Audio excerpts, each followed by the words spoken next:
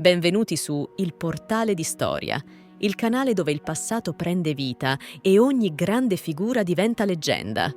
Se siete appassionati di storie epiche, leader carismatici e imprese impossibili, siete nel posto giusto. Oggi vi racconteremo la storia di Mosè, non solo profeta, non solo guida spirituale, ma uno dei condottieri più straordinari della storia umana. Prima di immergerci in questo viaggio tra miracoli, deserto e ribellioni, non dimenticate di iscrivervi al canale e attivare la campanella, perché ogni settimana vi portiamo dentro i capitoli più affascinanti del passato.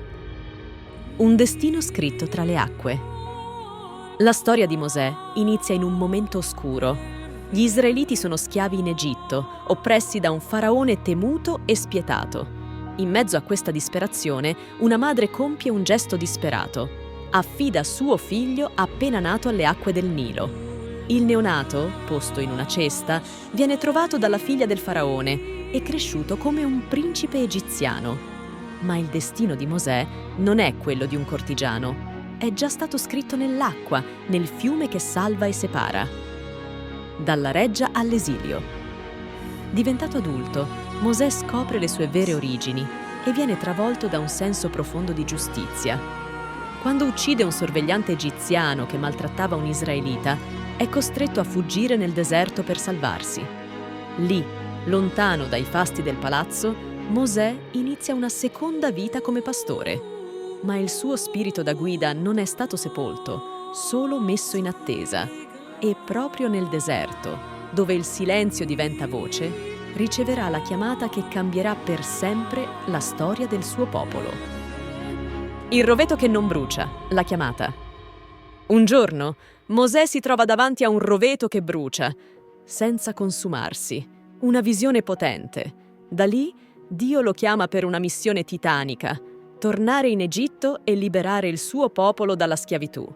Mosè è titubante, si sente inadeguato, ma Dio lo rassicura. Accanto a lui avrà Aronne, suo fratello, e soprattutto una forza divina pronta a manifestarsi in modi mai visti prima.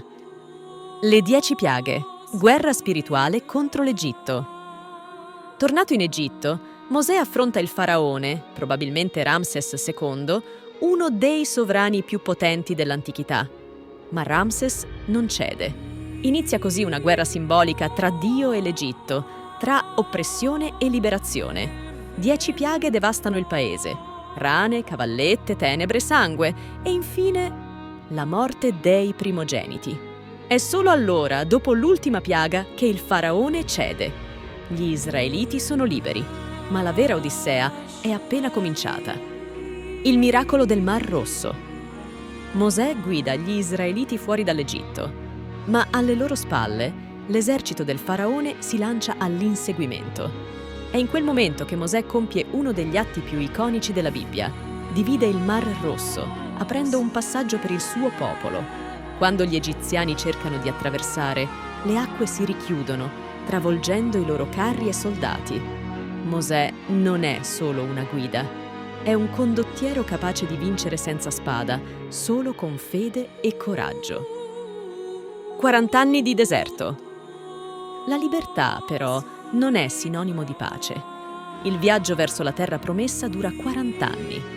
Mosè affronta fame, sete, mormorii, ribellioni, ma anche rivelazioni. Sul monte Sinai riceve le tavole della legge, i 10 comandamenti, che segneranno la nascita di una civiltà morale e spirituale. Mosè combatte, guida, consola, corregge, è padre, giudice, condottiero. L'addio del leader. Alla fine del cammino, Mosè guarda la terra promessa da lontano, dal monte Nebo. Non gli è concesso entrarvi. Muore lì, solo, come solo sanno essere i grandi. Il comando passa a Giosuè, ma l'eco della sua voce, dei suoi gesti, del suo coraggio, attraversa i secoli. L'eredità e significato.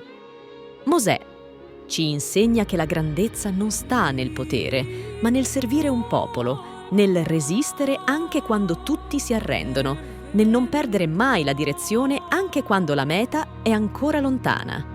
Il suo è un esempio eterno di dedizione, coraggio e visione.